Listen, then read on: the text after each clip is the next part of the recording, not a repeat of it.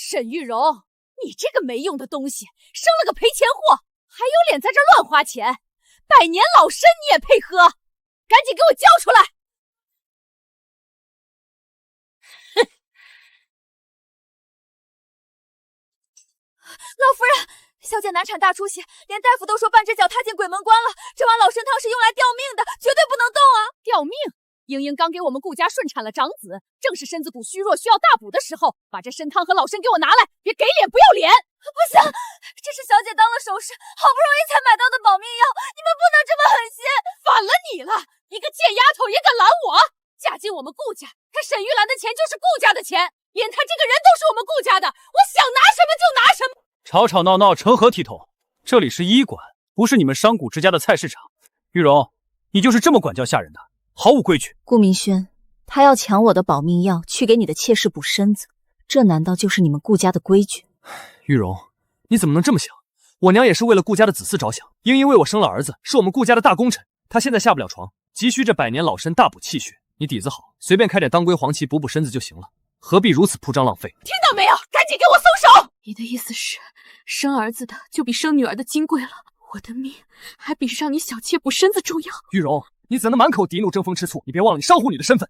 英英虽然是妾，但她有功于顾家，一株老参而已，你何必斤斤计较，平白让人看笑话，丢我的脸面？秋月，松手吧，把老参和药汤都给他们。小姐，那是您的救命药啊！您刚生完孩子，大出血还没止住呢。我让你给他们。早这样不就得了？非得敬酒不吃吃罚酒。儿子，走，咱们赶紧给英英炖汤去，可不能委屈了我们顾家的大功臣。秋月，去前厅，请李掌柜过来。你叫掌柜来做什么？既然你们拿了药，这钱自然该算清楚。李掌柜，这颗极品百年人参由顾举人结账。原来顾老爷要拿走这药，既如此，这50两现银就请顾老爷结清吧。什么？这药明明是他沈玉荣买的，凭什么让我付钱？要是你要去救小妾的命，自然该你这个大有出息的举人老爷出钱。难道你要当着外人的面强抢濒死正妻的救命药，还要我倒贴银子？你故意的！李掌柜，他若是想赖账，您不必留情面，尽管去县衙击鼓鸣冤，让全城看看他这举人老爷的做派，看看顾家所谓的规矩。顾老爷，给钱吧。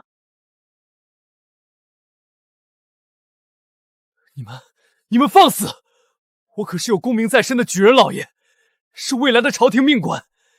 你们这群市井刁民竟敢威胁我！顾老爷，买卖公平，天经地义。您就算是天王老子，拿了我们医馆的百年老参也得给钱，否则咱们就县衙见。儿子，这可使不得！要是闹到公堂上，你这举人的名声可就全毁了呀！以后还怎么做大官？怎么光宗耀祖啊？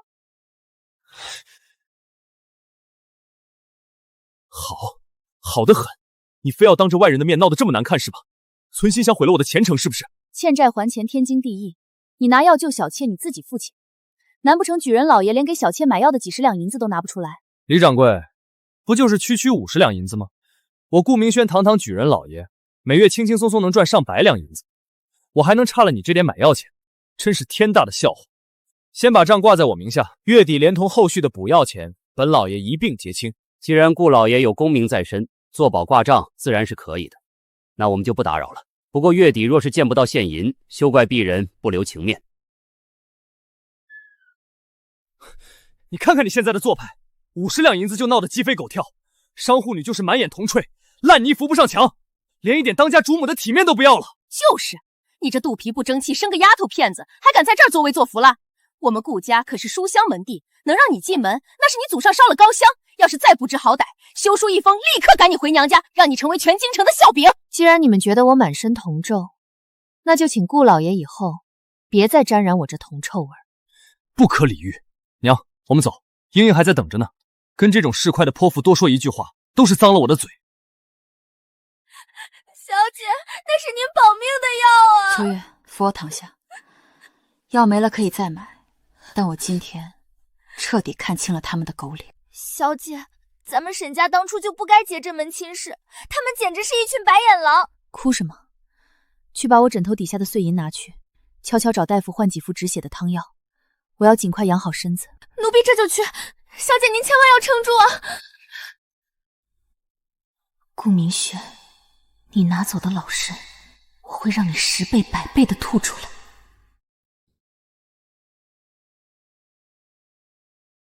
顾兄，听说令堂今日去医馆拿了沈家的老参，沈家的钱，顾兄拿起来倒是顺手的很啊。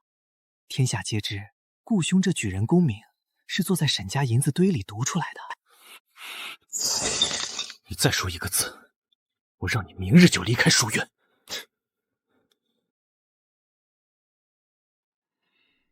只有他不会让我觉得自己是个废物。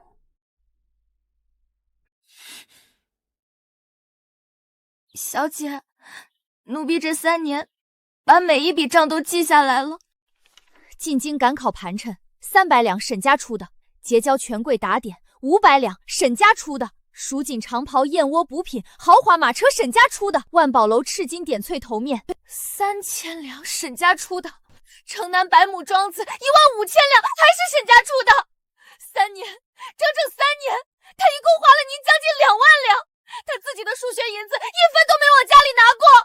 秋月，把账单收好，1张都不能少。小姐，你要做什么？等我养好身子，他花了我多少，我要他10倍100倍的吐出来。小姐，您在想什么？我在想，顾明轩这3年一共欠了多少人的钱？您怎么知道他还欠了别人的钱？秋月，你以为我这3年只是在管家？小姐，您早就在查他。我父亲病重前把沈家的生意交给我顶理，不是让我来当一个举人太太的。我嫁给他的第1天就知道这门亲事有问题，只是我以为他会变。现在不需要等了。秋月，去把我父亲留给我的那枚沈家总掌印取来。从今天起，沈家的生意我亲自来管。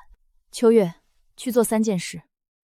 第一，带我的对牌去大通钱庄，冻结顾明轩名下所有沈家账户的持取权限，1文钱也不准他动。第二，带名帖去城中合作的绸缎庄、酒楼、干货铺传话，顾明轩名义的赊账即日起一律不受。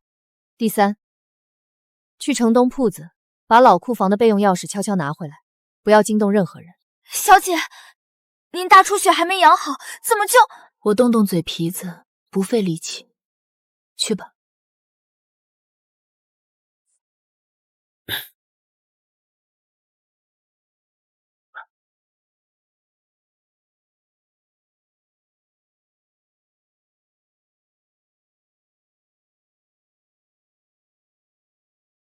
小姐，都办妥了。顾老爷现在城里连一碗热粥都赊不到。好，那就等他自己来撞墙。顾老爷，这套赤金点翠红宝人头面作价足足3000两白银呢。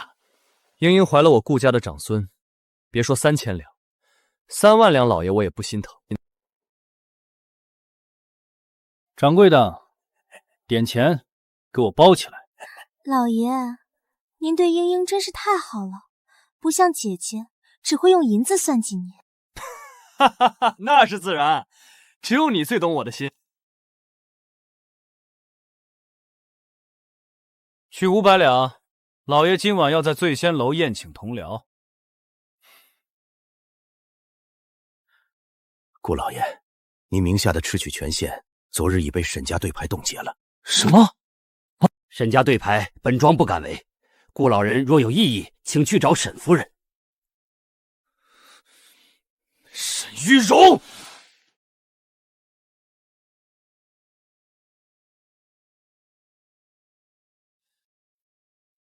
你动了钱庄的账。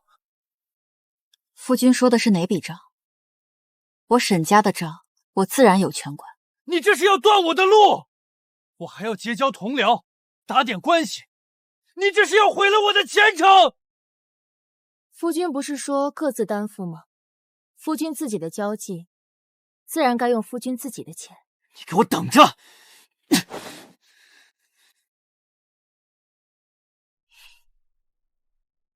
等着。好，我等着。小姐，大夫说您至少还要躺半个月。半个月太久，顾明轩不会等我半个月。爹，您把这串珠子系在我手上的时候说过，珠在谁手中，沈家就听谁的。我不会让它落到别人手里。小姐，城里的消息回来了，顾老爷昨日去了钱庄、绸缎庄醉仙楼，全被拒了。听说他在醉仙楼门口被人认出来，几个食客当面笑话他。举人老爷的钱袋子，原来系在夫人裤腰带上。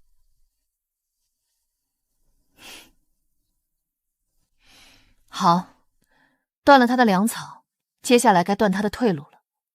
秋月，帮我研墨，我要给沈伯写一封信。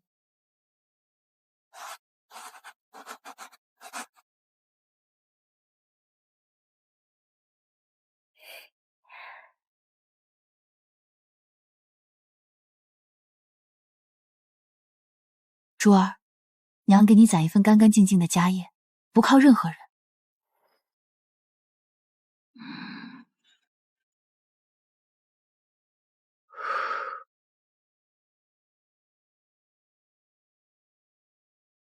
玉荣，你这又是何必？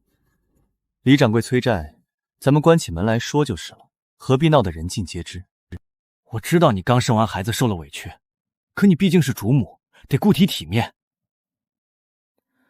顾老爷若是来教训我的，大可不必。我的体面早就被你们顾家踩在脚底下了。你瞧你，还在赌气。英英虽然是个妾，但她肚子争气，生下了我顾家的长孙，那可是咱们顾家的香火，是我顾明轩的亲生骨美啊！英英如今身子虚弱，大夫说那株百年老参是补血圣宝。你作为正妻主母，应该体谅一下妾室，有点容人之量。这老参用在他身上，不也是为了顾家开枝散叶吗？哼，你格局要大一点，别总盯着那50两银子不放，显得小家子气。格局大一点，好啊。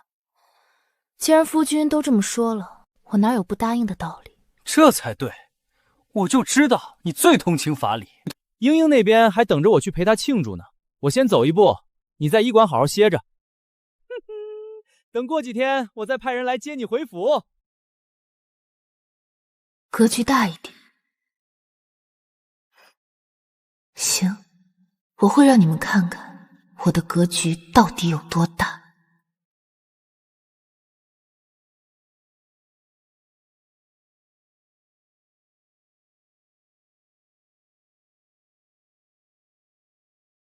掌柜，把你们2楼最好的包间留着。今日本老爷长子满月，要摆席庆贺，从地窖搬一坛百年女儿红上来，银子不是问题。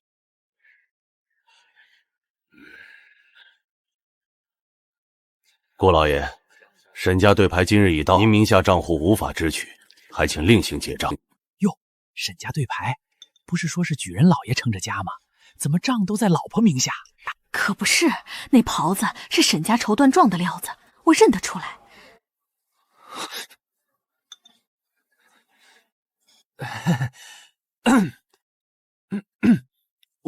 无妨，今日出门匆忙，忘带现银，改日再来。沈玉荣那个毒妇，他敢断我们的钱！他以为这样就能拿捏我？哼！去醉仙楼订一挖上好的席面，再开一坛百年女儿红。今日长孙降世，我要带着娘和英英好好庆祝一番，让他们准备最拿手的招牌菜，银子不是问题。您还在鬼门关前熬着，他竟带着那个小妾去醉仙楼吃席庆祝，这顾家简直欺人太甚！他们把您当什么了？随他去，让他尽情的吃，尽情的笑。秋月，给我倒杯水，我要尽快养好身子。只有活下去，才有机会看他们怎么死。夫人，老爷让小的传话，老爷说他今日要陪柳姨娘去大相国寺还愿，给小少爷祈福，实在抽不开身，让您自己雇个驴车回府。雇驴车？小姐刚从鬼门关挺过来，身子这么虚弱，连辆马车都不给派，咱们顾家连雇马车的钱都没有了吗？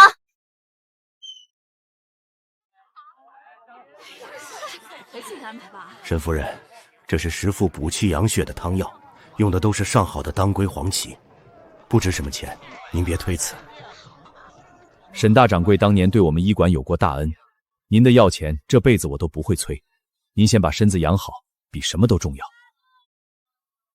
门外停着我们医馆的马车，本是进货用的，今日恰好空着，送您回府，路上也稳当些。对了，沈夫人，最近城里传开了，知府大人新来了位幕僚，姓程，据说是京城行名世家出身，铁面的很。以后万一有什么不平事，兴许是条路。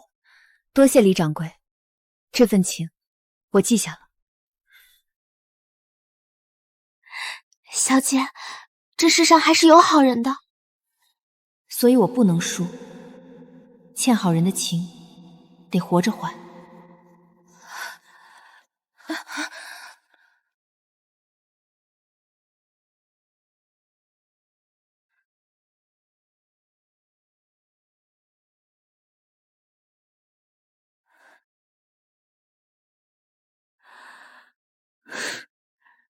这还是我家吗？哎呀，姐姐回来了，您这身子可真娇贵，连走路都要人扶着。那是小姐的陪嫁，西域进贡的极品珍珠粉，统共就这么一小瓶，你怎么敢偷用？快放回去！什么偷用不偷用的？这话说的可真难听。老爷说了，我刚生了长孙，这府里的东西只要我看着喜欢，都可以随便用。姐姐家大业大，不会连一小盒胭脂回粉都舍不得吧？要是传出去，别人还以为姐姐是个多小气善妒的人呢。英英啊，快尝尝，这是明轩特意托人从南边给你带回来的，可甜了，多吃点，大孙子才有奶吃。这女人啊，就得肚子争气，肚子里有货，这腰板才能挺得直。回来的正好。哼，伺候英英月子的奶娘手腕疼，干不了粗活。你既然能下地走动了，也是个闲人，一会儿去把后院的柴劈了，再把院子扫干净。我长孙的那些尿布也全一并洗了，别整天摆着一副少奶奶的铺。我们顾家可不养吃白饭的闲人。我刚经历大出血，连路都走不稳，你让我去劈柴扫院子，还要洗尿布。你大出血怎么了？又没死，这点小事都推三阻四的，我看你就是故意躲懒。你个生不出儿子的赔钱货，在我们顾家白吃白住，让你干点活怎么了？我告诉你，今天这院子你要是扫不干净，晚上就别想吃饭。老夫人，您怎么能这么作贱人？这宅子可是我们沈家的陪嫁。贱婢，这里轮得到你插嘴吗？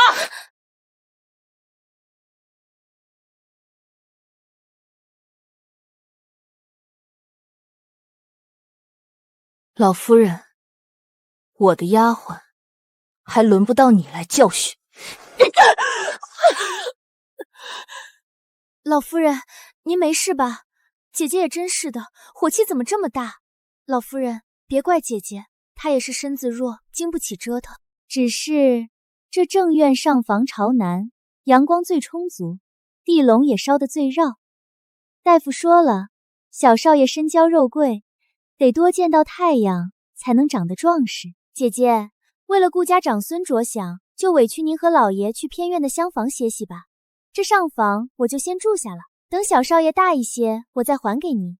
反正姐姐现在身子也不方便伺候老爷，住在哪里都是一样的。你一个妾室，竟然妄想霸占正院上房，这可是小姐的娘家全款买的陪嫁大宅，你也不撒泡尿照照自己是什么身份？自古以来，哪有妾室霸占正房，把正妻赶到偏院去的道理？老夫人，您看这丫头竟然敢这么指责我，我也是为了您大孙子着想啊。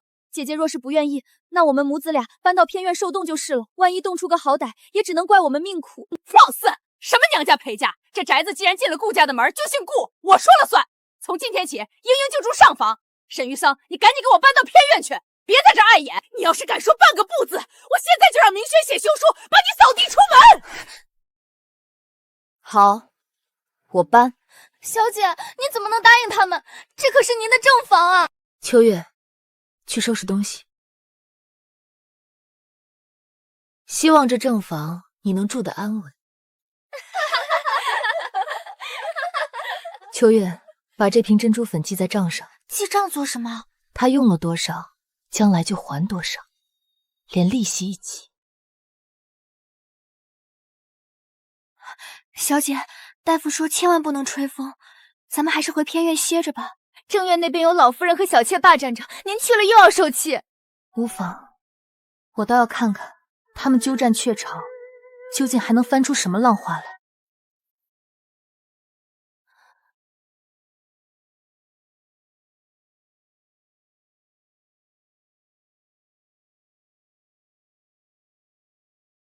哎呦，这沈玉荣虽然是个商贾女，满身铜肾味儿，但这陪嫁的首饰还真是极品。你看这只赤金枪南珠的步摇，少说也得值100两银子。咱们顾家几代都没见过这么贵重的东西。老夫人，这算什么呀？您看看这嫁妆单子，城东旺铺2间，城南良田50亩，陪嫁现银2万两，还有这满屋子的紫檀木家具，这些每天进账的真金白银，那才叫真正的金山银山。只可惜，咱们现在也只能拿几件首饰过干瘾罢了。难道他还敢翻天不成？嫁进了顾家，他沈玉荣连人带钱全都是顾家的，我想拿什么就拿什么。老夫人，这宅子的红契上面写的可是沈玉荣的名字，他手里还捏着铺子的印记。要是哪天他拿着地契去见官，把咱们赶到大街上，小少爷怎么受得了那样的苦啊？他敢！一个生不出儿子的赔钱货，还敢霸占着这么大的家业，这大宅子和铺子必须全都是顾家长孙的。打蛇不死，反受其害。咱们得想个万全之策，把这宅子和所有的铺子全都名正言顺的捏到手里。小少爷长大读书，考取功名，咱们顾家才算真正飞黄腾达。郝莹莹，快跟娘说说，怎么才能把她的嫁妆全弄过来？姐姐现在大出血，身子亏空的厉害。老夫人，您明日起就以婆母的身份给她狠狠的立规矩。对，立规矩。让他去后院劈柴，去冰水里洗衣，把他当个粗使老麻子一样使唤。您还要克扣他的饭食，绝对不能给他熬汤药。好主意，就是得好好挫挫他的锐气。等他病得下不来床了，再让老爷去吓唬他，就说他犯了无所出和不是救蛊的7出之条。他一个病秧子，为了保住举人娘子的名头，还不乖乖双手奉上地契？妙！等拿到了地契，榨干了钱财，立刻让明雪写休书，把这个丧门星直接扫地出门。这正室夫人的位置就是你英英的。多谢老夫人成全。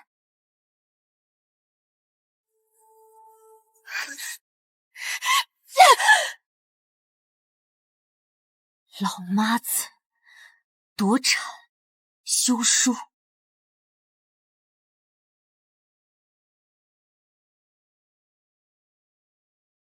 秋月，扶我回去。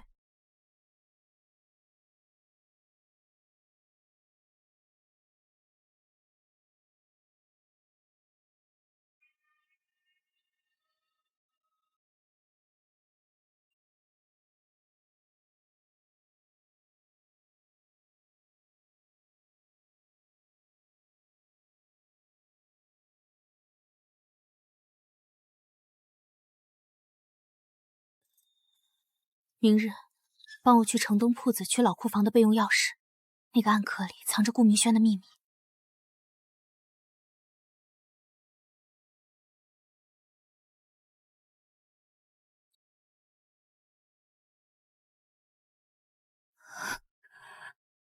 珠儿，娘对不起你，让你一出生就没有一个像样的家。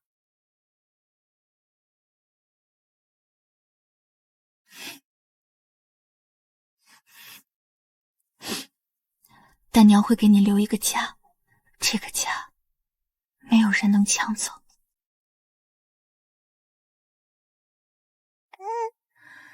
这是沈家的印，娘替你守着，等你长大。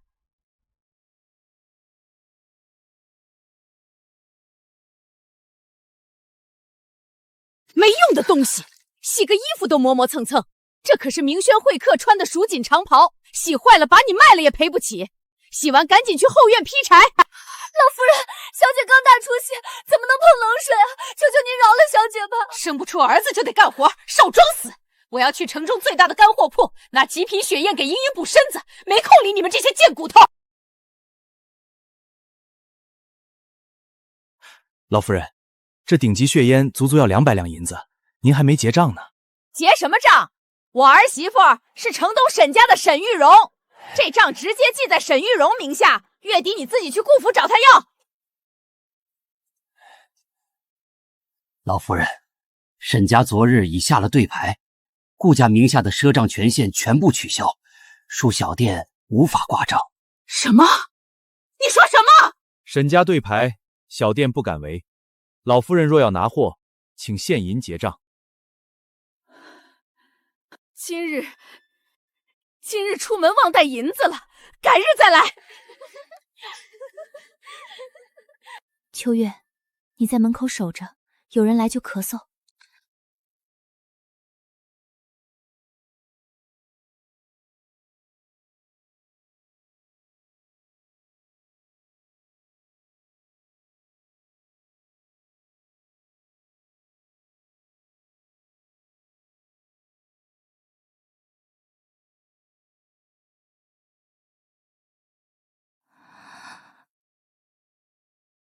好个各自担负，好个文人风骨。秋月，你进来看，18000两，这可是小姐存在票号里的备用金啊！姑爷竟然全取空了。你看清楚，这城南的百亩庄子落的是谁的名字？柳大房，这不是那个狐狸精柳茵茵的娘家兄弟吗？姑爷竟拿您的钱去给小妾的娘家买庄子，3000两买极品点翠头环，15000两买城南外宅。我怒产大出血，连50两的保命老参他都不出，转头却拿我的血案钱给小妾送首饰。畜生，这简直是白眼狼！小姐，咱们报官吧，把他抓去见官。没用，他如今是举人，这钱是他以当家主君名义取的，见官也判不了盗窃。不对，这匣子底部厚度不对，有夹层。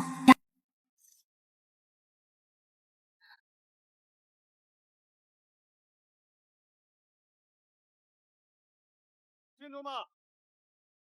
秋月，去通知城中所有合作的绸缎庄、酒楼、首饰铺，从今日起，顾明玄的赊账一律不收。是。裁一件长袍，记在沈家账上。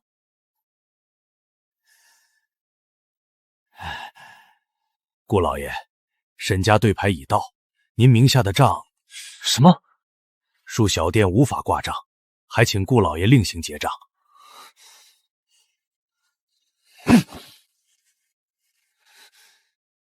沈玉荣，你到底在做什么？无所出，不是救姑，好狠的手段！小姐，姑爷这是要休了您，把您扫地出门。休了我算什么？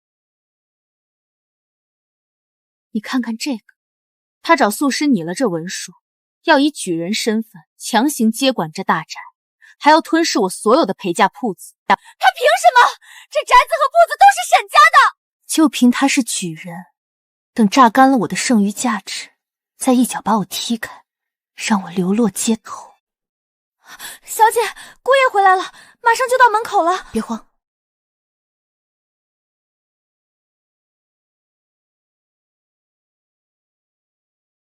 你在我书房干什么？谁允许你进来的？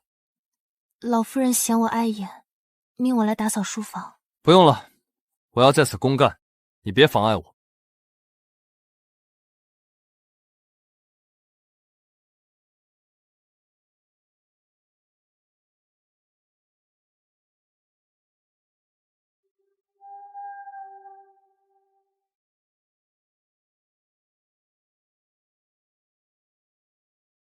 沈玉荣，你在搞什么鬼？全城都拒了我的账，是不是你动的手脚？夫君，这么晚了，进个妇人卧房合适吗？少废话！你给我听清楚，我是举人，是将来的朝廷命官，你不过是个商户女。你以为断我的银钱就能拿捏我？你要是再不识趣，这孩子我还没给他上户籍呢。没有户籍的孩子，发卖了，连官府都不管的。你敢动他一根手指，我让你死无葬身之地！不是威胁，是承诺。哼！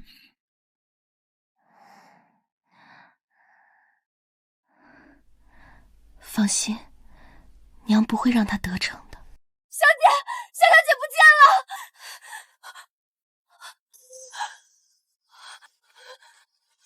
珠儿，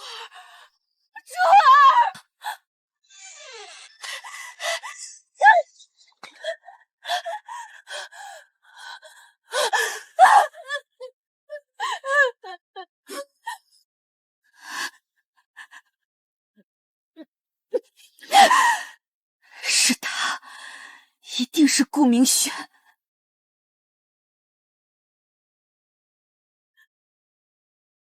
小姐，这脚印是朝城南去的，城南只有一个地方跟顾明轩有关系，柳大庄家。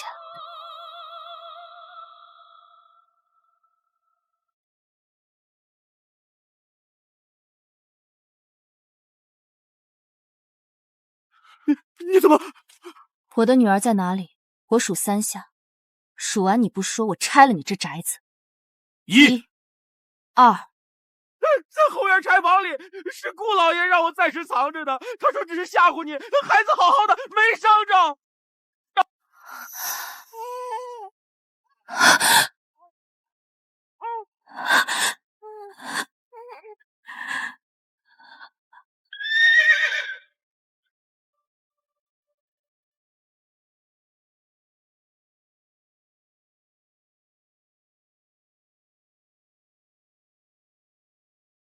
孩子无恙，柳大让我带走，明日过堂，这事会有交代的。沈夫人，先把脚上的伤处理了。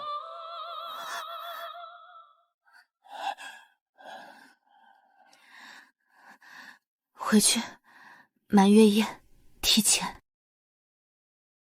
秋月、研墨，把这账册流水和2份文书，一字不落抄录2份。是。沈伯，带明铁去见京城第1大宿士，把铁证交给他，立刻起草状纸。小姐放心，老奴拼死也办妥。拿着我的对牌，去通知城中所有合作的钱庄和商铺。老奴明白。即刻起，彻底冻结顾明轩名下所有沈家账户的持取权限，1文钱也不准他提。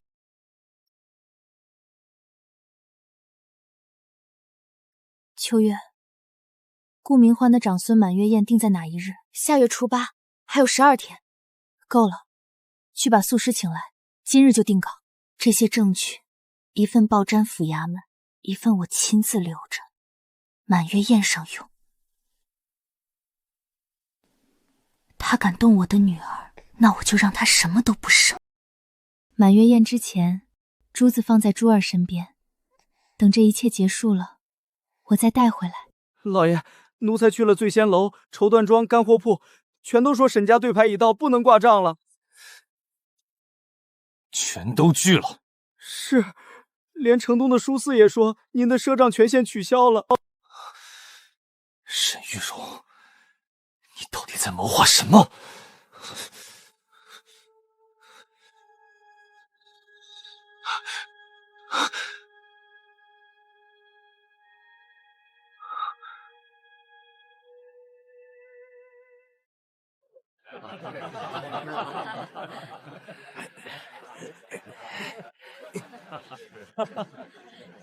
诸位长辈，诸位同僚，今日是我顾某人长子的满月大喜，顾某特意命人从地窖搬出这坛百年女儿红，大家务必敞开肚子喝，今日福醉不归。好酒啊！这百年佳酿一坛少说也要上百两白银。顾兄为了长孙的满月宴，真是难得的大手笔啊！区区100两银子，何足挂齿？今日只要大家尽兴，顾某花再多银子也在所不惜。来人，赶紧给大家满上！顾老爷如今功名在身，又喜天男丁，真乃人生赢家。我等敬顾老爷一杯，祝老爷早日高中进士。痛快！大家吃好喝好，今儿个不用替我省钱，后厨还备着上等的血宴，一会儿每桌都上1盅。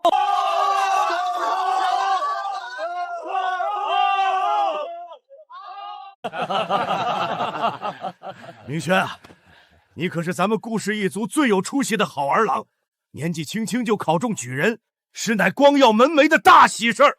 族老谬赞了，侄儿日后还要仰仗宗族诸位长辈的扶持。今日侄儿能有这般排场，也离不开列祖列宗的保佑。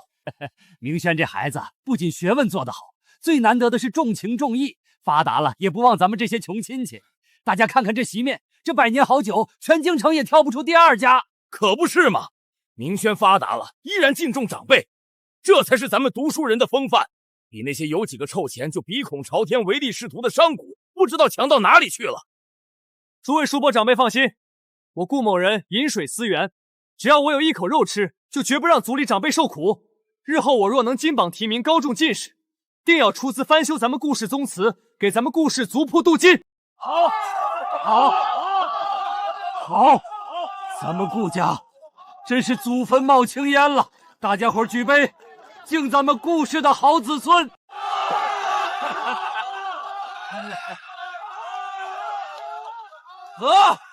今日这府里的一切，大家随便吃，随便用，我顾明轩绝不差钱。我站在这儿，犹如在看一出荒诞的滑稽戏。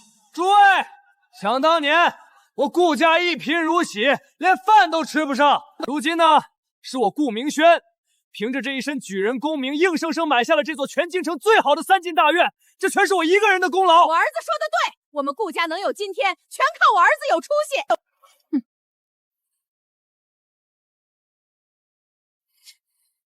你躲在这儿装死，上户女就是上户女，满身铜臭味，一点规矩都不懂。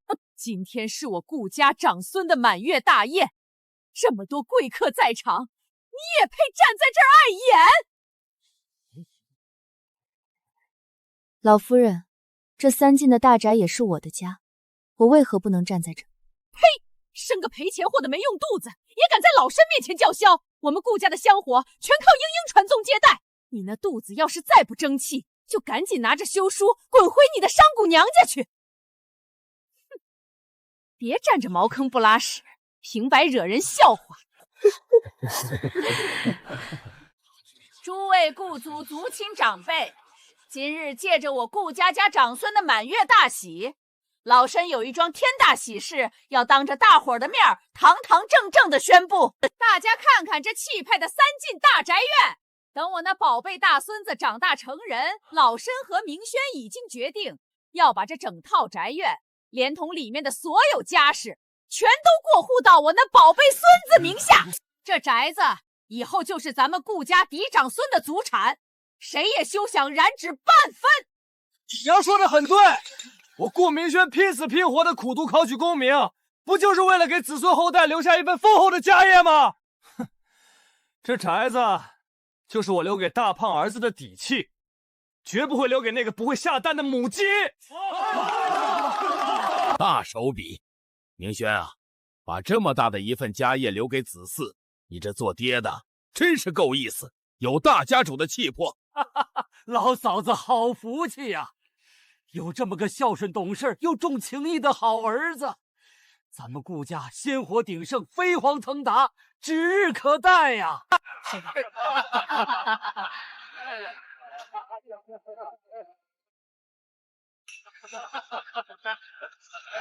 加油！啊！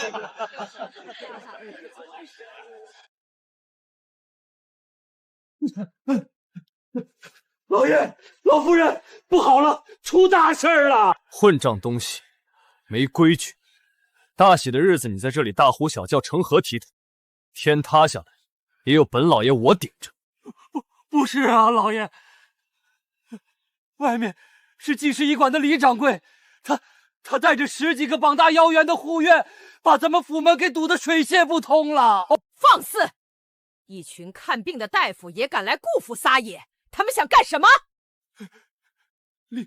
李掌柜点名道姓，说要找举人老爷找您要账。他们放话说是再不给钱，就要直接砸了咱们顾家的大门。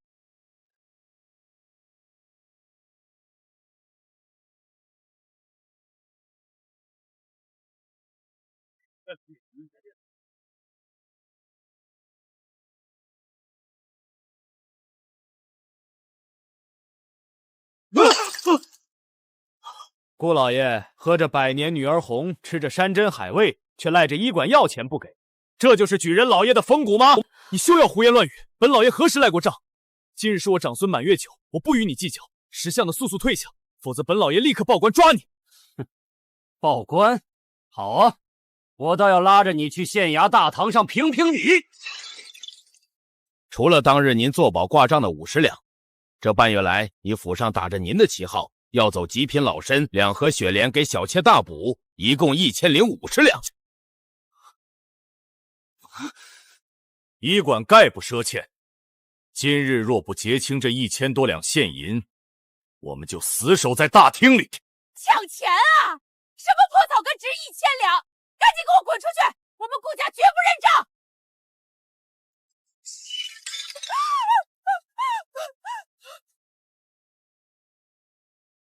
小姐，查清楚了，是柳家兄弟柳大壮，最近半月连续低价收购了城东3家布商的货源，把咱们绸缎庄的上游供货商全劫走了2家。若再失一家，咱们下个月就要断货。小姐，柳家拿来的本钱只怕不是小数目，这背后是顾明轩的私房钱，他暗中转移到柳家兄弟名下的那笔款子，如今开始反咬。沈伯，去办2件事。第一，把城东最大的布商请来，我今日就签独家供货约，价格给他多出1成半。这1成半一家，咱们要多出不少银子。不多。第2件事，去查清楚柳大壮劫走的那2家布商，他们原本欠着谁的债。小姐的意思是？债主点一点头，柳家的资金链就断了。1成半的一家，独家5年，但有一个条件，明日起只供沈家。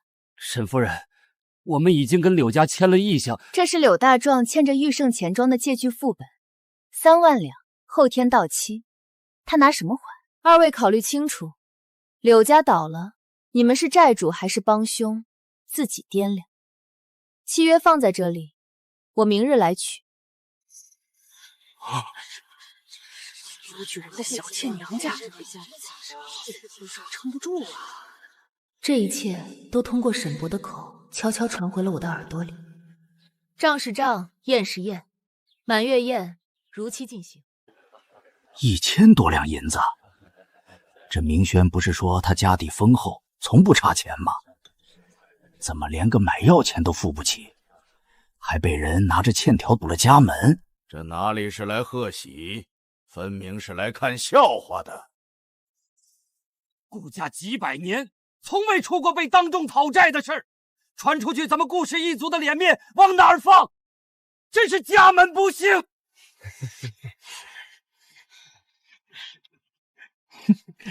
刚才还吹嘘凭功名撑起整个家，这举人老爷的口袋里怕是比他身上的蜀锦长袍还要干净许多。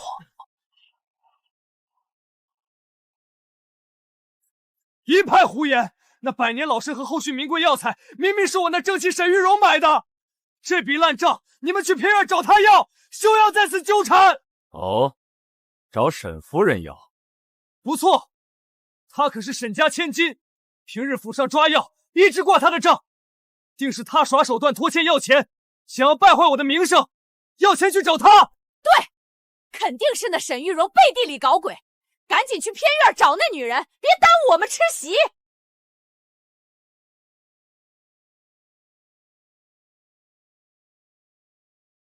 哈哈哈哈哈哈！事到如今，您还想把脏水往沈夫人身上泼？真当在场的诸位都是瞎子不成？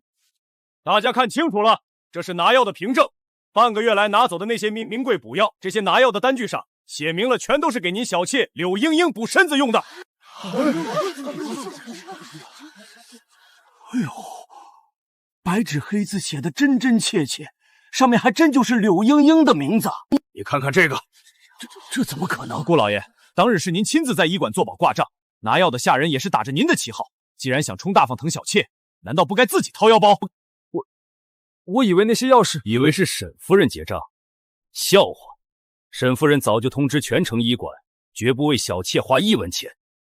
药单全是柳莺莺名头，您今天必须结清。拿着沈家的钱充大爷，现在连给小妾买药的钱都想赖在郑七七头上。顾老爷，这就是您的做派吗？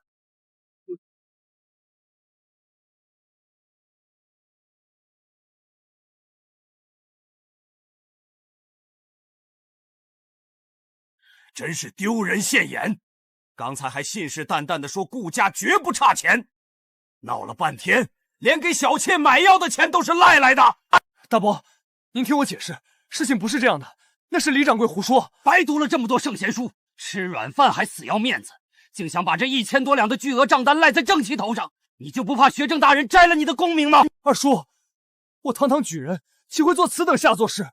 我是被人蒙蔽了呀！顾兄刚才那句“区区100两何足挂齿”说的可真是响亮啊！一转头就被大掌柜拿欠条堵在正厅里了，这巴掌打得真响。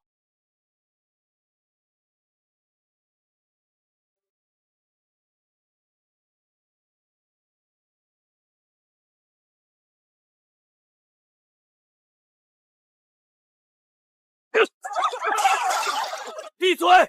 都给我闭嘴！我顾明轩是举人，是朝廷命官，是谁在背后陷害我？是你，沈玉荣，是你搞的鬼！继顾莺莺生了长孙，故意停了医馆挂账，串通外人登门讨债，毁我名声！我要休了你！就是这个不下蛋的毒妇，见不得我们顾家好！明轩，立刻写休书，把他乱棍打出去！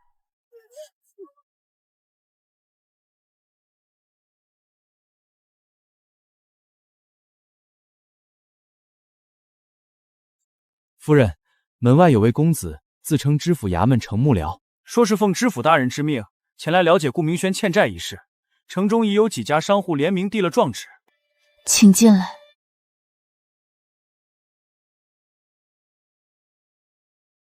在下程燕，知府幕僚，出身商贾世家，今日前来是就顾明轩欠债一事做例行问询。沈夫人准备了很久，3年。下官需要核实几笔欠债金额，还请夫人配合。都在这里，程幕僚请看。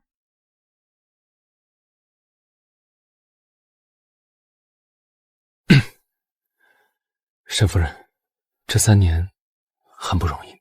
程幕僚，我只想要一个公道。在下会如实禀报知府大人。明日，沈夫人保重。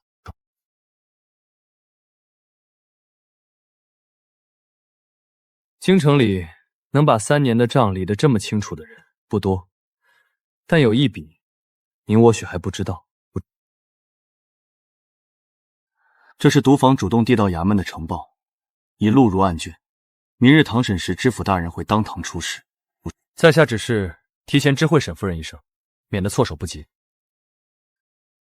多谢。小姐，这位程幕僚看着不像坏人。是不是好人，看他明日怎么做。我嫉妒他，我贯通外人搞你，顾明轩，你还要脸皮吗？1个月前，我难产大出血，稳婆说情况危急，必须要50两银子去买那株100年老参吊命，而你嫌我怀女胎，借口岁考没钱，站在一旁看热闹。你巴不得我死在产床上，好给你的小妾腾出正室的位置。你休要胡说！我何时说过没钱？那老参的救命钱，是我让秋月当了最后2件首饰买的。你对正妻一毛不拔，却有脸去医馆充大爷。诸位长辈都在，你们评评理，这就是你们口中重情重义的好男儿，这就是他满口仁义道德的风骨。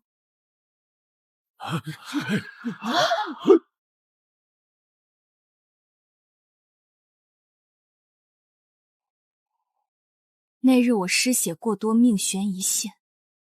秋月好不容易将那株老参熬成汤药端到床前，你们母子俩就气势汹汹冲进产房。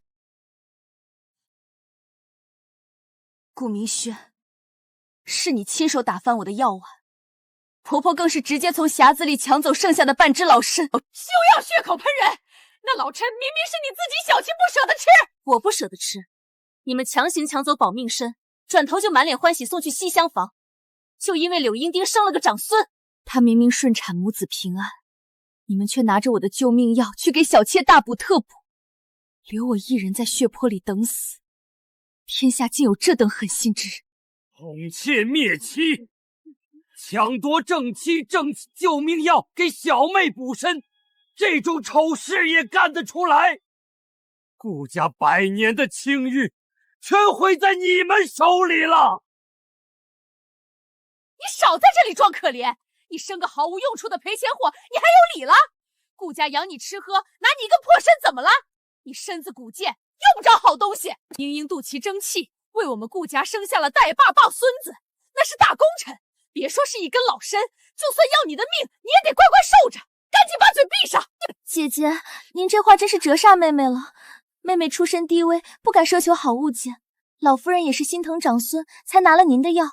若是姐姐气不过，那药钱妹妹日后做牛做马还您便是。姐姐若是心疼银子，或者嫉妒妹妹生了男丁，大可直接打骂妹妹出气，何必当着长辈的面编排夫君的不是？姐姐这般小气煽动，处处斤斤计较，丝毫不顾及夫君这举人老爷的颜面，哪里有一点当家主母的宽容富良，简直是不知所谓。你却这么行啊？这完了吗？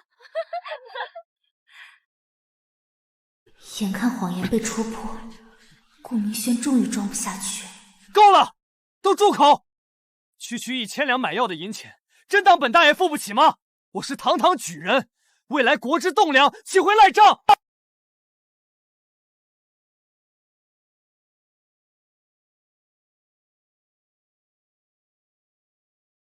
哼，李掌柜，你看清楚，这是本老爷的私章和上等玉佩，随便拿去哪家当铺，也抵得上你那点破药钱。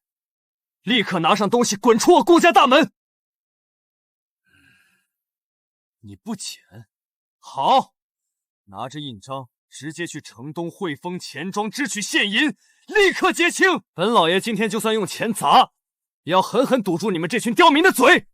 哼，沈玉荣，你以为用这点安杂手段就能让我低头认错？做梦！我顾某人行得正，坐得端，满腹经纶，绝不差你这几个铜臭钱。钱，他如今身上最不值钱的，就是他那可笑的颜面。顾老爷既然如此豪横，那这账鄙人这就去结干净，只怕您钱庄里的真金白银能像您嘴巴一样硬气。哈哈哈哈哈哈！去汇丰钱庄周取现银，顾老爷，您是真糊涂，还是在这儿跟鄙人装蒜呢？整个京城谁不知道，您顾老爷在晃黄钱庄的私账上，常年加起来连200文大钱都没有，只取空气给鄙人吗？还想拿钱砸我？笑话！什么200文？堂堂举人老爷账面上只有200文，这怎么可能？平时看他花钱可是如流水一般啊！放肆！本老爷平日结交权贵开销何止100两，怎会只有200文？你这唯利是图的奸商，休要信口雌黄污蔑我！我定要报官抓你！污蔑？顾明轩，你那些动辄100两的开销，到底花的是谁的钱？你心里没数吗？今天我就让你死个明白！多年来，你在京城里的开销，全都是打着我沈玉音的名头到处支取。现在沈家停了你所有额度权限，你的私库里连1两银子都掏不出来，你就是个穷光蛋！你血口喷人！那些银子明明是我自己赚来的润笔费，你这毒妇休要在长辈面前胡言乱语！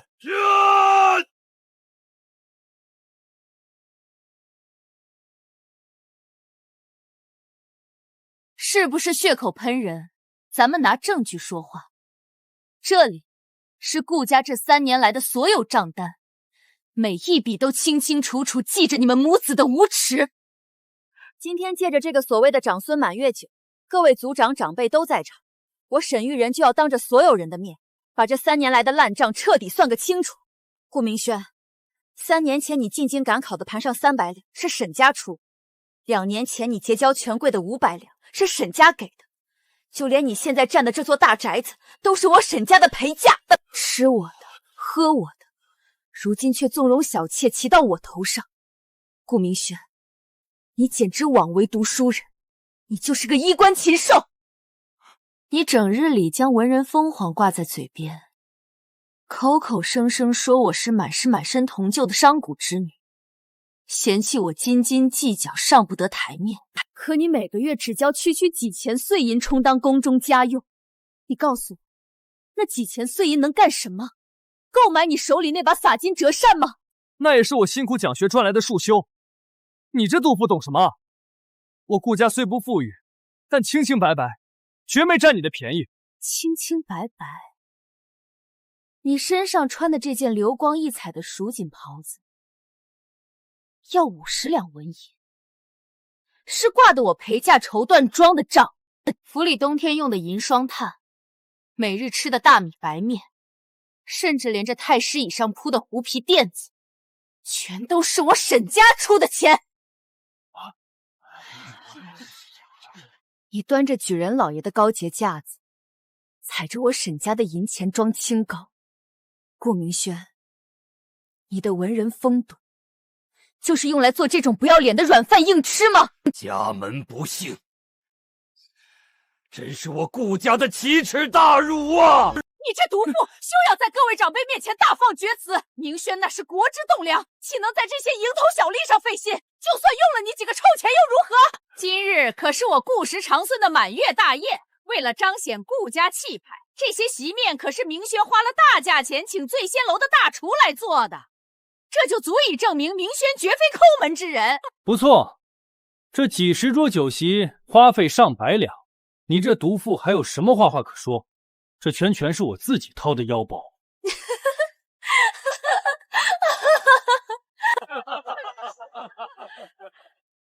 花了大价钱。顾明轩，你连撒谎都不会打草稿吗？你们且睁大眼睛看看这门单上写的是什么。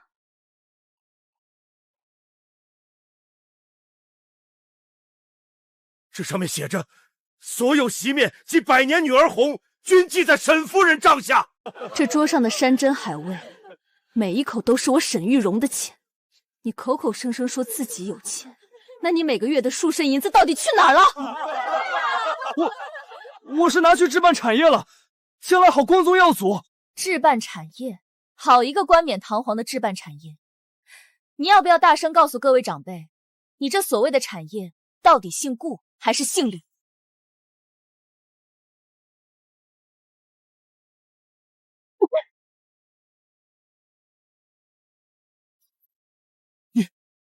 你怎么会有这些东西？你偷翻我的书房暗格！我偷翻？我查我自己的银子去向天经地义。你那点可怜的数星银子，全都拿去千真阁买了这套价值300两的点翠头埋，转手就送给了你身后那个狐妹子。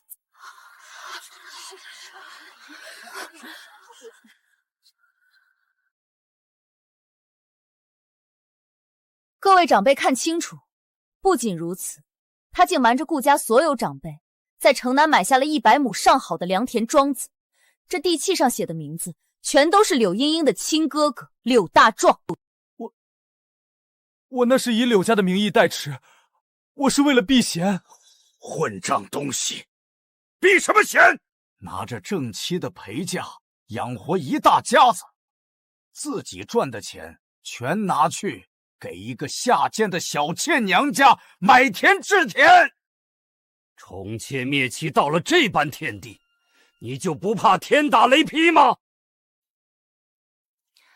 诸位长辈看清了吧？拿着我沈家的血汗钱充大爷，转头却把私房钱全砸在小妾身上，变相转移家产。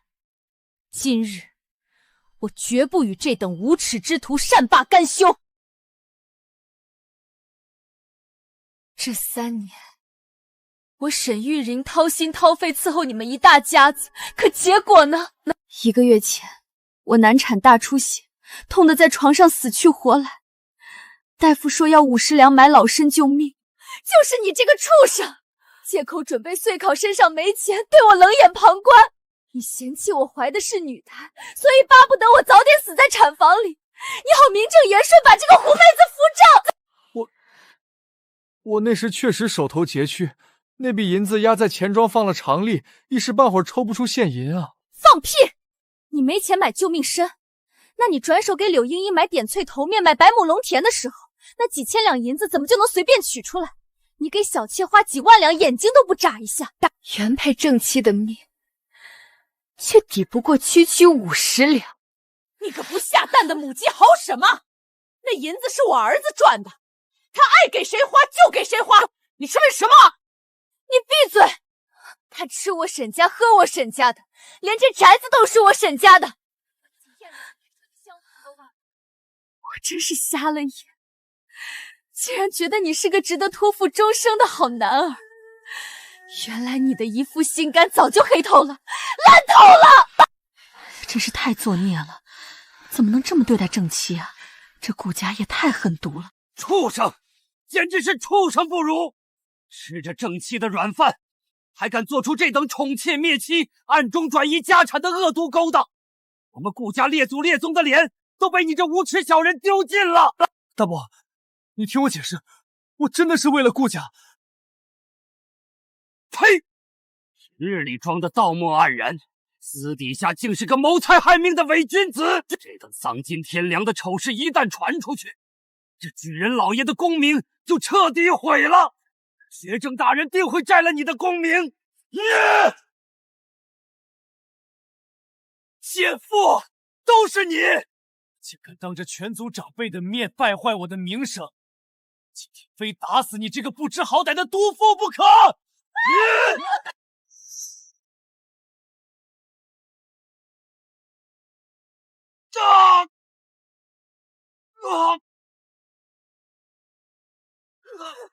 你这个泼妇，竟敢踹伤我儿子的腿！来人啊，护院呐！把这个恶毒的泼妇给我按住，给我往死里打！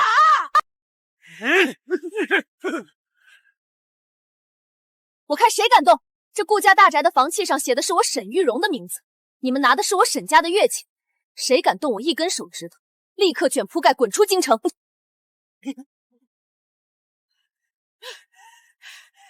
我砸死你这个丧门星！我儿子要是残了，我要你拿命来赔！老夫人小心，我来帮您教训这个欺妇。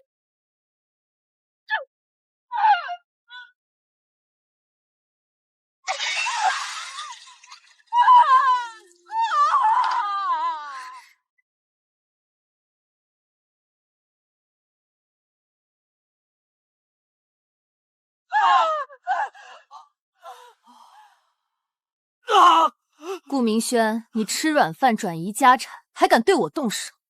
你真以为我沈玉宁是任你们顾家随意拿捏的泥菩萨吗？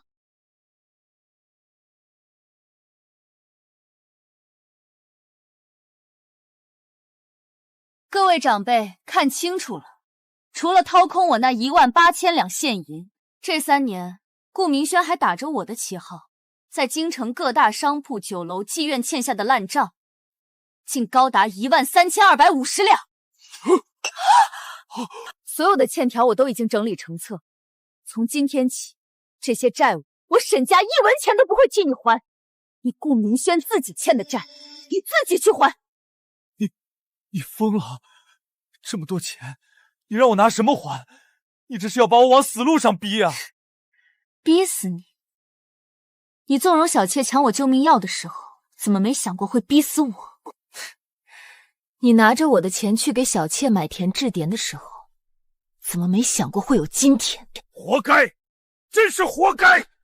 我们顾家没有你这样狼心狗肺、不知廉耻的子孙。从今天起，你顾明轩被正式逐出顾氏宗族，死后也不得入祖坟。沈夫人，是老夫有眼无珠，3年来委屈你了。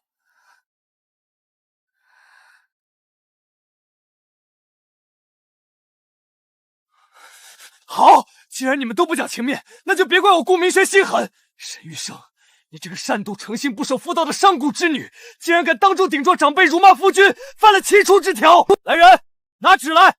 我今日就要休了你这个毒妇！我要让你这辈子都在京城抬不起头来！对，休了他！明轩可是堂堂举人老爷，想嫁给咱们的黄花贵牌，抬到城外去了。休了他，让他净身出户，连件衣服都不准带走。休我，让我净身出户？顾明艳，你是不是做梦还没醒？这顾家的一砖一瓦，你有什么资格动？就凭我是这宅子的男主人，这宅子姓顾，一个被休的下堂妇，马上给我滚出顾府大门！顾明轩，你口口声声说这宅子姓顾，你是这里的主人，看来这3年来的软饭真是把你喂出了幻觉。秋月，把东西拿出来，让举人老爷和在场的各位长辈好好认一认。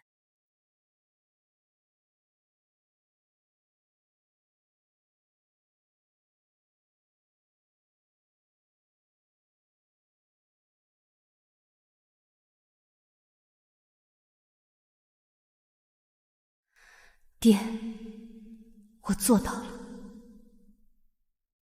诸位长辈看清楚了，这是顺天府尹亲自盖印的房地契，这也是我沈玉荣今日要亮的最后一张底牌。顾明轩，你不是要赶我走吗？你自己睁开狗眼看看，这上面的户主到底写的是谁的名字？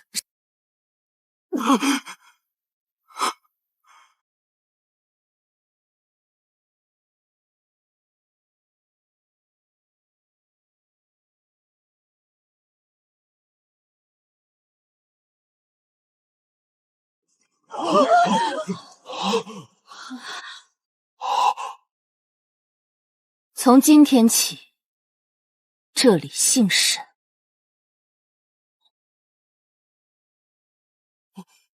这不是真的，大家不要相信他。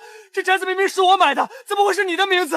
你这是伪造官契，是要杀头的！假的，肯定是假的！我儿子可是举人，这是他用束修银子买的大宅院。伪造？这上面的顺天府大印，你尽管拿去衙门验。顾明轩，你1个月几钱银子的束薪，不吃不喝干100年，能买得起这京城3进的大宅院吗？你哪来的脸？那是我们当年一起凑的定金。这宅子也有我的一半，对，至少有我的一半。你凑的定金？顾明轩，既然你连最后一层窗户纸都要捅破，那今日我就当着全族的面扒光你这张虚伪的面袍。3年前，顾明轩进京赶考，穷得连客栈都住不起，是我父亲看中他有几分才气，牺牲怜悯，出资5000两白银，全款买下了这座3进的大院子，作为我的陪嫁。当初为了保全你这个穷酸举人可怜的自尊心，不让你被同僚嘲笑是入赘的倒插门，我沈家对外撒谎，宣称这宅子是你顾明轩全资购买。你们顾家人白吃白住我们沈家3年，把这谎言说了1000遍，竟然连自己都骗过去，真把别人的施舍当成了自己的家业。这怎么可能？这宅子明明是顾家的，明明是……现在真相大白，顾明轩，你吃我的，住我的，花我的，现在还想鸠占鹊巢，把我扫地出门？你这如意算盘，打得连京城的乞丐听了都要吐口水。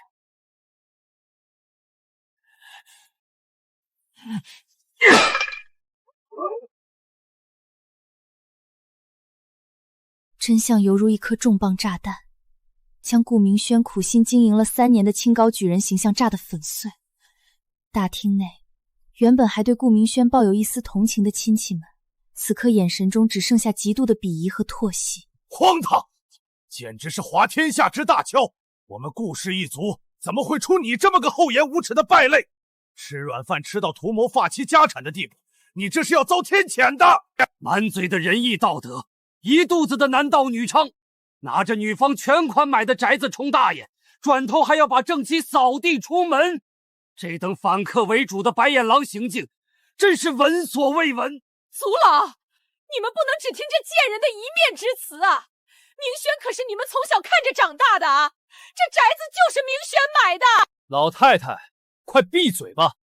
那官府红契上的名字写得清清楚楚，你们母子俩吹牛不打草稿，把别人当傻子吗？简直是丢尽了天下读书人的脸！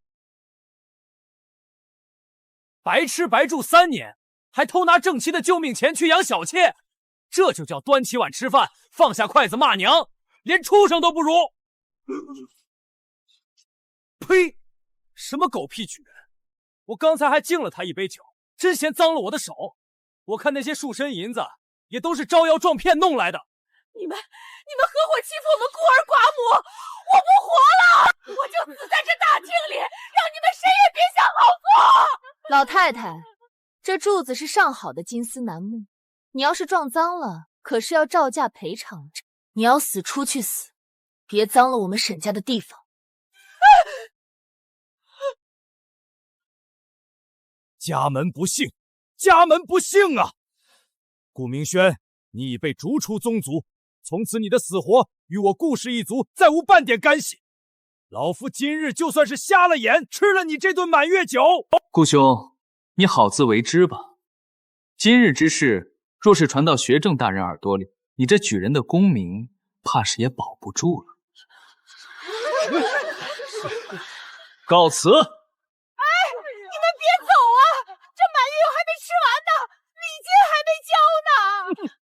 再闹，我们现在就去县衙告你们诈骗，让你们母子吃牢饭。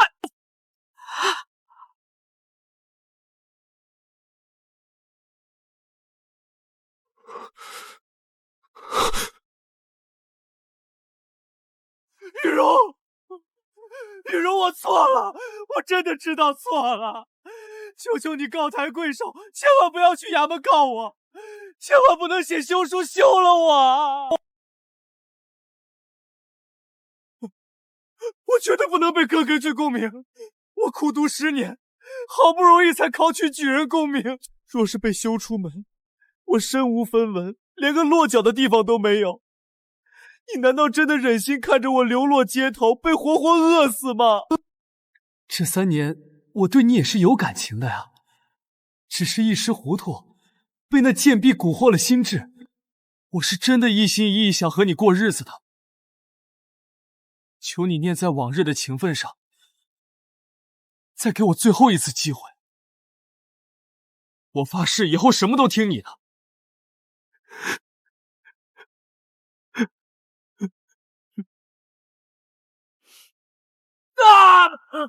别拿你的脏手碰我，多看一眼我都觉得恶心。跟我谈感情，你去对着那50两救命银子谈去吧。顾明轩，我的耐心已经全部耗尽了。我现在给你最后通牒，带着你那个老娘，还有你的庶长子，立刻给我滚出这所宅子！玉柔，你真要赶尽杀绝吗？我好歹也是顾家的嫡子啊，你就算不念夫妻之情，也要顾及顾家的脸面啊！赶尽杀绝？滚出去之前，把你这3年从我沈家偷拿票的每一分银子，连本带利全给我吐出来！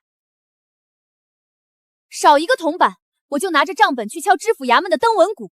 大齐律法森严，我倒要看看是你那举人功名硬，还是知府大人的杀威鞭硬。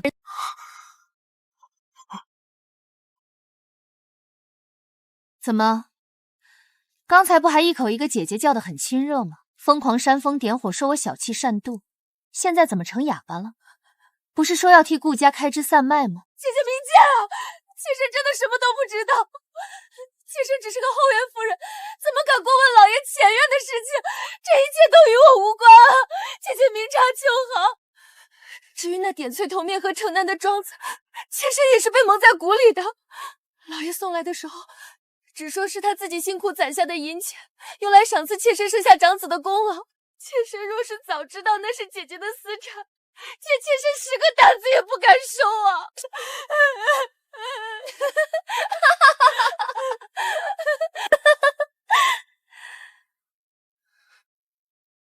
姐姐，你我其实一样，你嫁给他是因为他有功名，我跟着他是因为他有你的钱，我们都是被他骗了的人。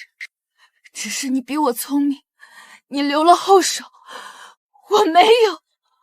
所以你现在要还钱。还钱？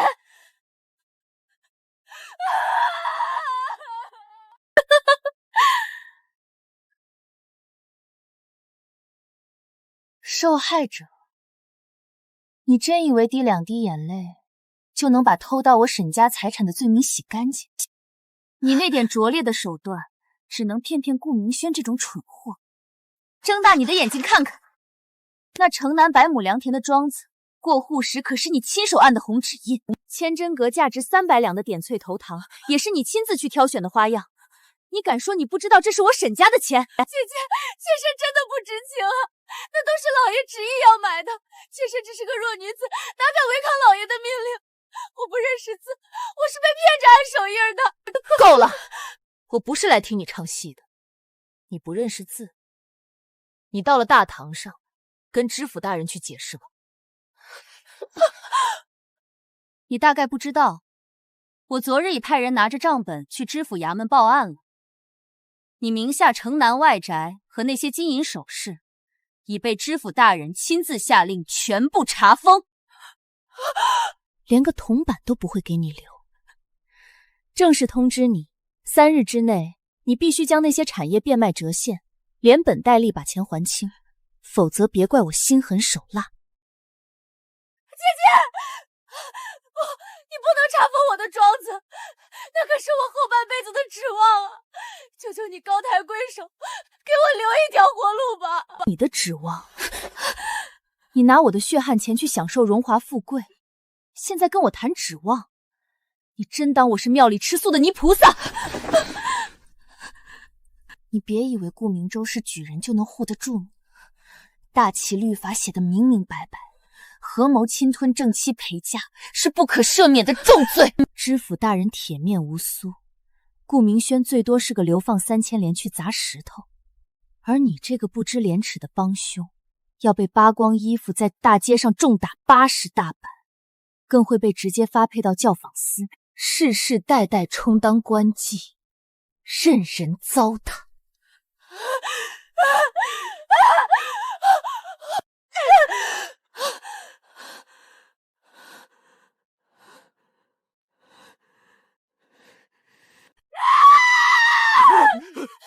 顾明轩，你这个废物，你不是说万无一失吗？你不是说这宅子和财产早晚都是我的吗？你这个骗子，你害死我了！你这贱婢疯了吗？快给我松手！信不信我直接把你发卖了？我疯了，我是被你逼疯的。我绝不去教坊司那种地方，我不要做官妓，我死也不会去。还钱！你立刻把钱还给那个毒妇！你哪怕去卖血卖肾，也要把我的庄子和首饰赎回来，听到没有？你这个小贱蹄子，快松手！你想掐死我儿子吗？反了你了！老不死的东西，给我滚开！要不是你贪得无厌，事情怎么会闹到今天？你们母子必须把钱还清，否则我死也来不及。曾经的父君、婆母、宠妾，如今为了我抛出的几根骨头就咬作一团，好戏才刚刚开始。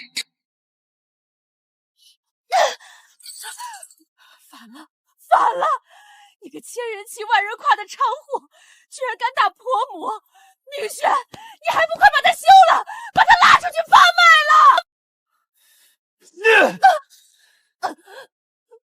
你个毒妇！当初要不是你天天在我耳边吹枕头风，贪图沈家的家产，我怎么会走到今天这个地步？都是你害了我！行了，你们这出狗咬狗的戏码，去大街上唱给要饭的听吧。来人！把他们3个给我扔出去，大门落锁，贴上沈家的封天，没有我的命令，谁也不准放他们进来。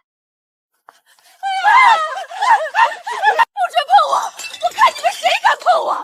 这是我儿子的宅子，我是举人老爷的亲娘，我不活了！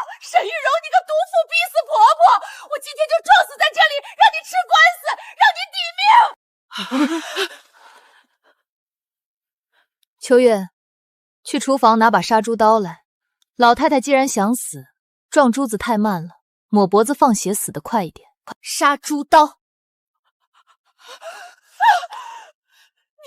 你丧尽天良！老天爷怎么不降下天雷劈死你这个毒妇！你不得好死！还愣着干什么？老太太不愿自己动手，你们帮她一把，直接抬出去，别脏了我的地。放开我！我的金丝楠木拐杖，我的玉观音，我的翡翠镯子，让我回屋把东西拿走！玉荣，你不能这么绝情，哪怕让我带走几件换洗的衣衫也好啊！我现在身上连一个铜板都没有，你让我怎么活？你身上的蜀锦长袍，头上戴的杨梨玉簪，哪一样不是我沈家的钱买的？我没让你脱光了滚出去，已经是给你留了最后一块遮羞布，全部扔出去！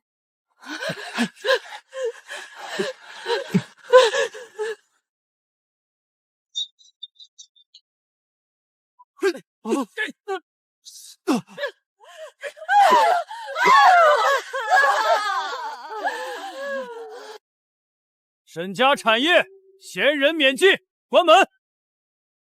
哟，这不是顾举人吗？怎么被自家护卫给扔出来了？连鞋都跑掉了一只。什么自家护卫？那是人家沈大小姐的娘家护卫，这是偷吃被原配夫人给赶出家门了吧？真是丢书人的脸！没天理呀！恶毒媳妇儿把婆婆和丈夫赶出门了，大家快来评评理啊！我们要去造官！呸！满城谁不知道你们顾家是靠着沈家的嫁妆养活的，拿着老婆的钱养小妾，现在装什么可怜？现在怎么办？我们身无分文，今晚睡哪里？你赶紧拿主意啊！难不成睡大街吗？夫人，程幕僚又来了，说是奉知府大人之命前来核实今日宴席情况，18家商户的联名状纸已正式受理。请进来。沈夫人，看来一切如你所料，还差一步，账册和契约已整理成册，请程树禄一并带走，移交知府衙门。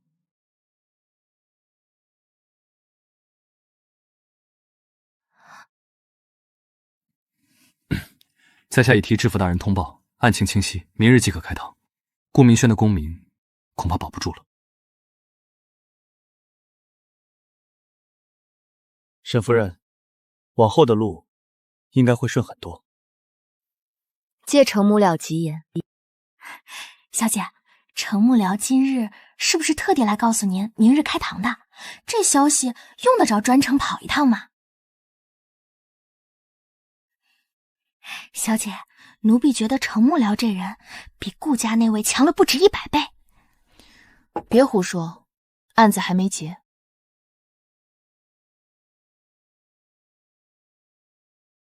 老头子，你死的时候说明轩读书有出息，让我好好供他。你哪怕有罪还不行，我只是想让他过上好日子，我哪里知道会变成这样。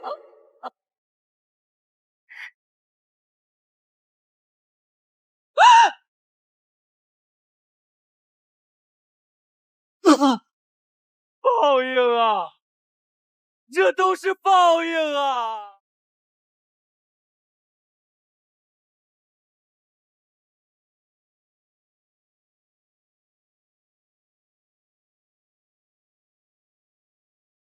大胆顾明轩，你身为朝廷取士的举人，本该熟读圣贤之书，明辨是非礼义，却不思修身齐家，竟敢平妻再娶，宠妾一口妾就之物。如今18家侵吞商户联名状告，人证物证俱在，你还有何话可说？青天大老爷明鉴啊！学生冤枉，学生真的是冤枉的。那些烂账全都是那贱婢柳莹莹背着我，打着我的名号在外头招摇撞骗，小人也是被蒙蔽的受害者啊！求大人看在学生10年寒窗苦读的份上，开恩呐！受害者，荒谬至极！那城南100亩庄子的契约上盖的可是你顾明轩随身携带的私印，千真阁点翠头面的签烧单上也有你的亲笔画押。你敢在公堂之上狡辩说你不知情？顾明轩德行有亏，有辱斯文，简直是读书中的败类。本官今日判决：其一，本官已将你的全部列境连夜上报学政衙门，请求复夺举人功名。10年寒窗一朝成名，顾明轩，你最看重的功名没了。其二，命你3日内将所欠18家商铺的13000余两白银及沈氏所有家产如数归还。13000两，还有我沈家的全部家产。顾明轩，你拿什么还？其三，若有拖欠，以大旗律例，重则50杀威大板，判入关110债，发配码头充当苦力，直至还清欠款为止。退堂。青云路到头了，你的苦日子才刚刚开始。他曾是我头顶的青天，却亲手将我推入深渊。如今，他像条死狗一样被拖了出去，这才是他应得的下场。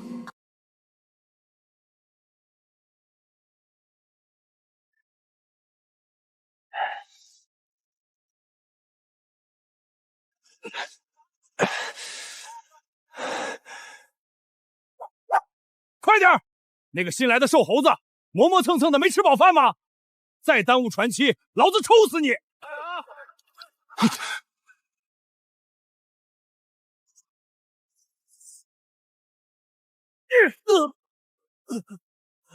你个没用的废物，连个米袋子都扛不动，还敢来抢苦力的饭碗！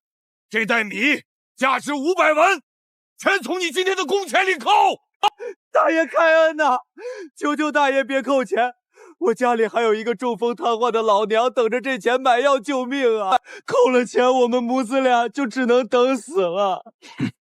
滚开！你当老子这码头是开善堂的吗？干不了就赶紧滚！再去给老子扛2袋补上，少一袋今天别想拿半个铜板。顾明轩像丧家之犬般趴在肮脏的泥水里，双手死死抠住地上的烂泥，听着这周围苦妇们肆无忌惮的嘲笑。如果我当初没有休妻，如果我没有贪图美色，我顾明轩还是高高在上的举人老爷啊！女人，我错了。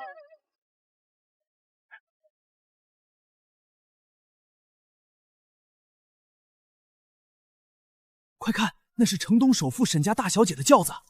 听说她自从雷厉风行修了那个忘恩负义的顾家负心汉后，沈家的生意直接扩张了3倍，越做越大了。那是自然，人家沈大小姐本来就是万里挑一的经商奇才，离开那个只会吸血的破落户顾家，脱了枷锁，当然是风生水起。如今连知府大人都要给她几分薄面呢。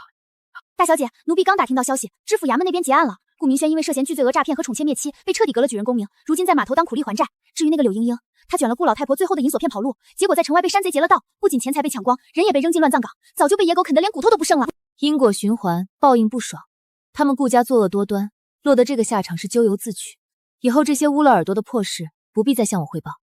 还有一件事，程幕僚托人带了封信来，说知府大人有意邀请沈家参与城东新市集的商铺规划，请大小姐有空时去衙门一叙。奴婢觉得程幕僚这封信写得比知府大人的公文客气多了，信末还加了一句城东市集春日最盛，届时桃花正开。商事而已。回信说改日得空自会登门。是，大小姐，咱们今日去城东巡视刚盘下来3家新绸缎庄，各位掌柜都在候着您呢。沈大掌柜，这是城东商会47家瀑布联名进献的，请您过目。沈大掌柜，自从您亲自主事以来，城东商路畅通，货源稳定，咱们这些小铺子的生意都跟着好了3成。这块匾是大伙的真心话，您配得上。多谢各位掌柜抬爱，沈家的生意离不开大家扶持，匾我收下了。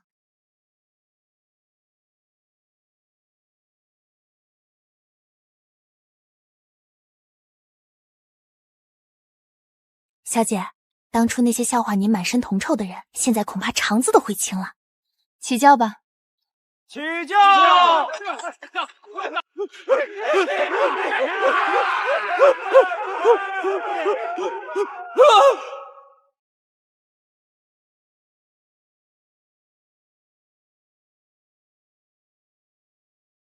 大胆狂徒，竟敢惊扰沈家大小姐的轿驾，滚开！沈家大小姐，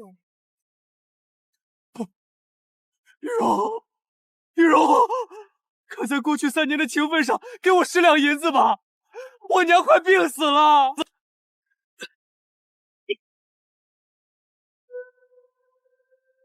秋月，让他滚远点儿，别让他的脏血弄脏了我的轿子。起轿！